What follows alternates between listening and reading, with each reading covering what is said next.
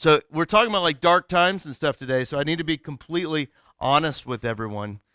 This doesn't happen much, but apparently I didn't set my clock, my alarm last night. So the upside to that is I got an hour extra sleep this morning. like that, like that's, and when I woke up an hour later than I normally do on a Sunday morning, I said lots of nice words, and got up and going, and so it's been kind of one of those mornings for me so far. Thankfully, not everything has come off the rails, which is good. Everything's kind of been moving here, but it's in times like that, like I think like the verses that we're talking about today are incredibly important. So this sermon series that we're doing, this comfort sermon series, I've realized is something it's really important to me. Because the reason why it's important to me is I think I was given a faith that just wasn't very comforting. And I really don't blame my parents. I don't blame the church. I grew up LCMS. I grew up in the Lutheran Church Missouri Synod. You know, I grew up here, and I was always at church. You got to understand that. If the doors were unlocked, I was there, right? Still the case, right? Like still the case. Like that's just who I was, but it was something that was really like, it's got to be this certain way. It's got to be done like this. And I remember last Good Friday, when I was listening to all the lessons being read, and we did a lot of John last Good Friday. I listened to all those lessons, and I went, oh, there's so much comfort in all of this. There's so much comfort in this gospel. So what this comfort sermon series is all about is from the time of Jesus doing the Last Supper with his disciples, from the time when Jesus washes his feet at that Last Supper, Jesus washes the disciples' feet on the Last Supper, and to where he's arrested, there's only like a couple of hours there. You know, there's not a ton of time going on there, but you can feel as you read in John, you can feel the tension. And you can tell that there's tension all around going on there. Like there's all this tension in and around the story, so much so that Peter blurts out, like, Jesus, I will go to the ends of the world. I will even sacrifice my own life for you. You don't just say that willy-nilly, right? Like that's if Phil and I are out, doing whatever Phil and I would be doing, getting wings probably, right? Like that's what Phil, and Phil looks at me and is like, I would die for you. It's like, what's going on in your life right now, Phil? What's happening? That's you're not saying that when things are just going well, right? When the Care Bears are out floating around with their cloud car and all that. All right, that's a millennial reference. Sorry to the boomers in the room, but that's kind of what's we kind of feel. And Peter says this, so you can see the tension. In the midst of that tension, Jesus says to Peter, "Will you, Peter? Will you? Your Cheerios are going to get soggy before you deny me 3 times," right? Like you're talking hours of time here that this all happens. And yet, in the midst of all of this tension, there's 3 whole chapters devoted to this little small section of time where Jesus says comfort. Jesus says these good news to so many. So some of the stuff that we want to focus on today is some of these verses, and I kind of want to show them to you. So it's John chapter 14. It's right before the reading here. It says that I will not leave you as orphans. I will come to you. And then fast forwarding a little bit, it's in the reading now. Peace I leave with you, my peace I give you. I do not give you as the world gives. Do not let your hearts be troubled. You're like, that sounds familiar. You preached on that last week. Yeah. It's like 26 verses earlier. He says the same thing. Don't let your hearts be troubled, and do not be afraid. And then the last one I want to focus on is, I will not say much more to you, for the prince of this world is coming. He has no hold over me. Prince of this world, kind of like that, thinking of like the evil one, all these like classic names we have for that, like the devil, Sanatas, Satan, like all that stuff, right? Like that's the prince of the world is coming. Sounds like the cross. He has no hold over me. But as we were getting ready for this sermon this week, and I was reading all of that, that verse about I will not leave you orphaned. And all these verses really just hit me this week. It hit me about what it's all about. And as you can tell by this completely AI-generated image,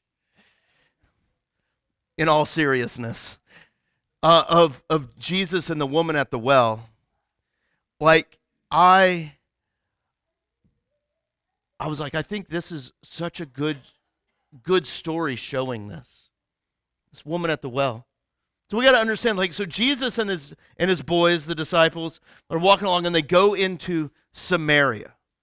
Now, Samaria is this fascinating area where, like, the Jews absolutely hate the Samaritans. Now, the thing is the Samaritans are basically Jews. Like, back in the Old Testament times, which we're right at the cusp of that, right? Never mind. Like that's back in the Old Testament times, they weren't part of a battle, and they kind of did some things, and it just caused everyone to hate everyone else. Like, they're basically Jewish, like, but they're not, and they're hated because of it for generation and generation. I love how we can absolutely find people to hate, can't we? Like that's it does not matter. Like that this is why I think like seeking like purity and everything doesn't make any sense, because it doesn't matter how pure we all are. We're going to find something about someone that upsets us, right?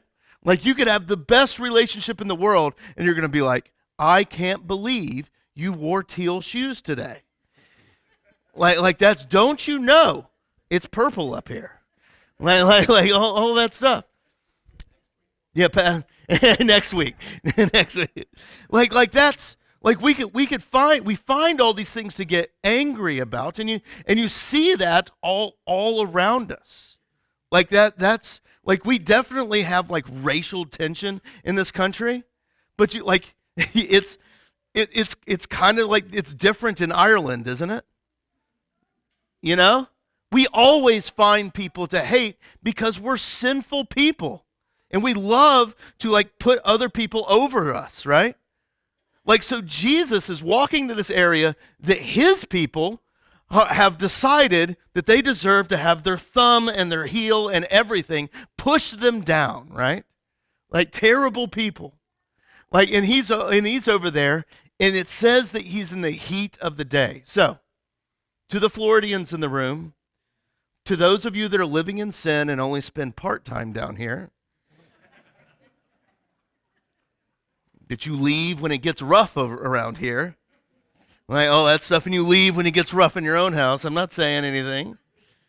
I already called it out, right? But like in the middle of July and August, it's hot as mess about 3 o'clock in the afternoon, isn't it? Like it's over there. Like you start thinking about it. You're like, ooh, I really should fix the gutter on my house. And it's like, oh, it's 3 o'clock in the afternoon. No, thank you, right? I remember when I was on my internship, for those of you in the know, it's called the vicarage here. Like I was on my internship down in South Texas. When I was in my office at that, I was 10 miles from Mexico. 10 miles, right? I know. And best Mexican food in the world down there. Unbelievable. And so, but they had that whole siesta culture there because it's hot in the middle of the day. But you'd be like, there'd be people everywhere, and about 2 o'clock in the afternoon, everyone would just disappear. It's like, where did everyone go?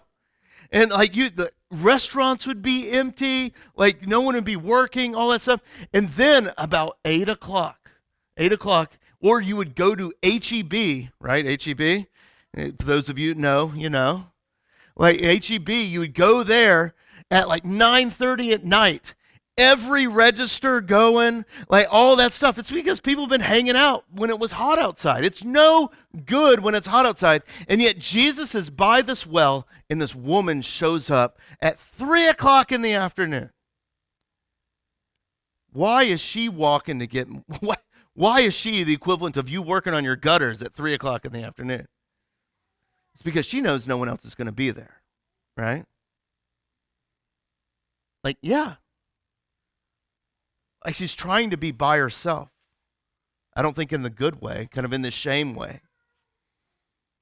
Like, what are those ways that you hide?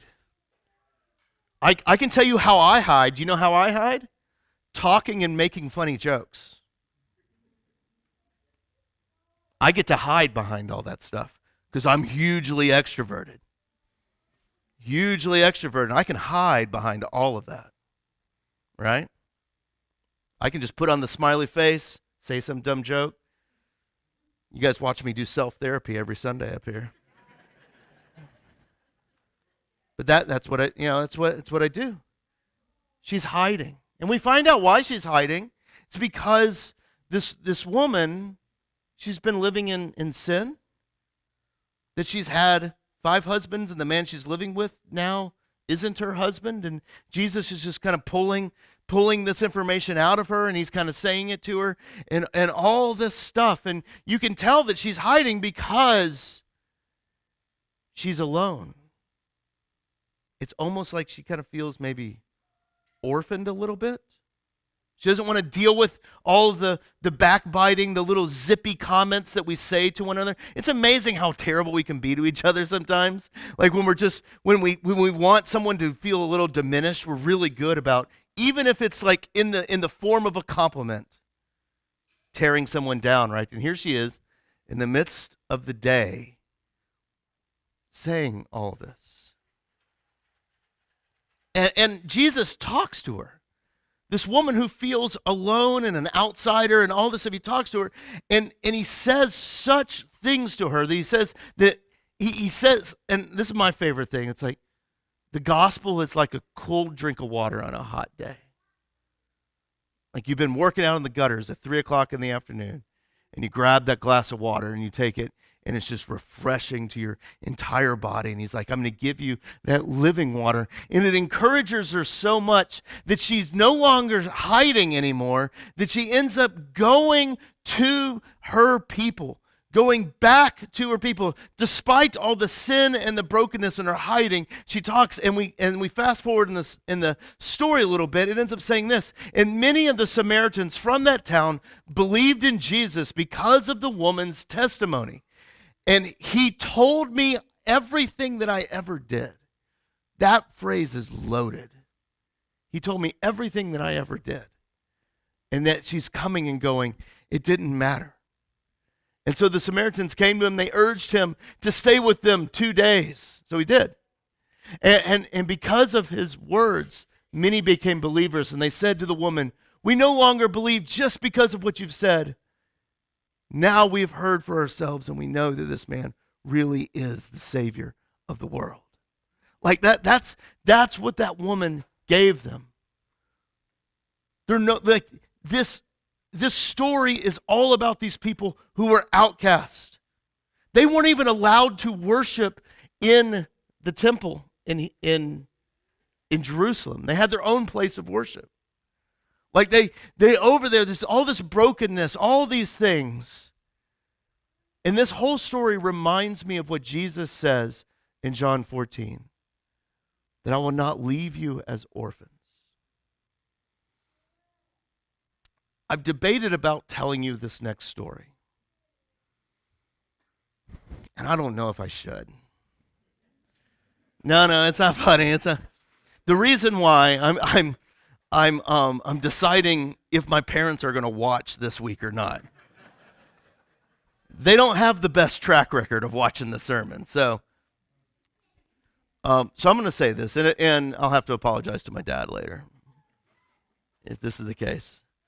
But my dad was adopted. All right, adopted as a baby,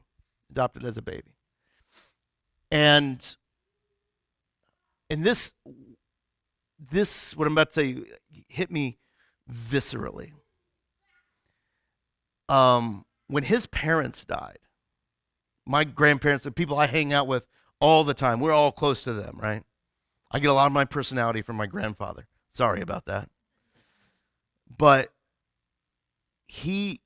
my dad said, even though he was like 68 when this happened, he goes, I'm an orphan again. And I remember him saying that, and he kept saying it over and over and over, and it just ripped my heart out each time. And I think we all kind of feel that way a lot of times. Like we feel in the chaos of this life, we feel orphaned and abandoned, and like just evil is just winning the day.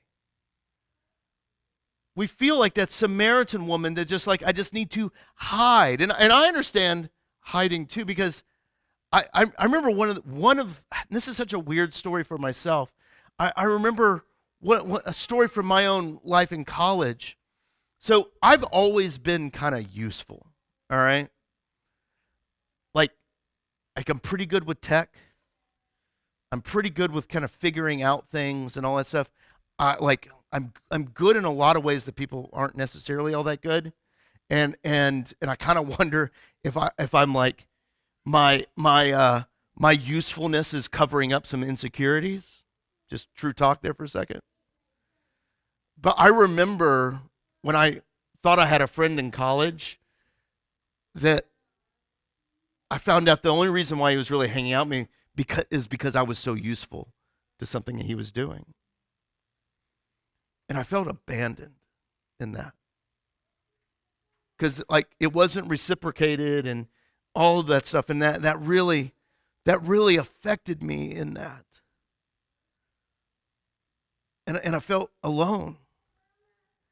And I talked to so many people that are in this room right now, talked to so many other people that just over the time have been a pastor, and I hear that abandonment talk where it comes out in this way usually. Why did God cause this to happen in my life? Wasn't all that time that I spent in church listening to those boring sermons worth it? Wasn't all that money? That's, and I'm not trying to make anyone feel bad that may have said that. I say that because almost everyone has said it. When stuff goes along and they go and hide and feel abandoned and orphaned and in this story, you look at when Jesus is talking to the disciples, he goes, I know you're going to feel like this. Because we can see the cross coming. We can see the tension all around. And he goes, you're going to feel alone. But I will come to you. I will be with you. It's going to feel like that prince of the world is coming. It's going to feel like the prince of this world, that evil one. The evil is all around us. And you ask God, why is this evil ruling and reigning in my heart? Why in the world am I getting my second diagnosis of this? Why do I feel this pain and this hurt, this loneliness? Like, why do I feel this in the depths of my soul? Why does it feel like evil is just winning the day? Like Jesus is just pointing out all the things that are on our hearts so often that it feels like evil is winning, and he says, I know you're going to feel that way, but it has no hold. It has no hold over me. It has no hold. No matter the pain, the sin, the loss, the sickness, the disputes that we have with our kids or our parents, the abandonment, like it can feel like the ruler of the world is winning. But he's like, it has no hold on me. And this is obviously, this phrase, when I was reading this week, this phrase is about the cross, right? When the biggest empire that the world had ever known, Rome, kills Jesus. When evil and darkness fall onto the creator of light, and it seems like it snuffs it out. It seems like the prince of the world is winning, right? Like it seems that should be a place of shame and fear and darkness. But we as Christians, on that day, on the cross, we do something really weird. We call that day good. It's Good Friday. Because what was meant for evil, God turned for good. And that's the point, is that Jesus meets us on the cross in those dark days of abandonment. So much so, and we believe this so strongly, that we put these places of darkness everywhere. There are crosses everywhere in here. Have you ever looked at that? Like there's one right here, one kind of here. There's one right here. We got two on each side. It's almost like the two thieves' crosses, and then Jesus over there like that. There's crosses over there. There's a cross back there. Got the big one over there, right? We got that one over there. And if I look around, you've got a cross. Wait a second. Your cross looks a lot like mine. You trying to copy me, Judy? You had yours before mine? Lies. But we have these crosses everywhere. Right? You get many of you, I can look over there and you're wearing the crosses right now. I even have a cross in my kitchen. And if you've spent any time in Texas, has anyone spent significant time in Texas? Yeah, Blythe has. Did you have the wall of crosses? You have one now. She spent real time in Texas. She has an entire wall of crosses. It's a Texas thing, all right? Like all that stuff. We have these things everywhere, right? These places of darkness. Right?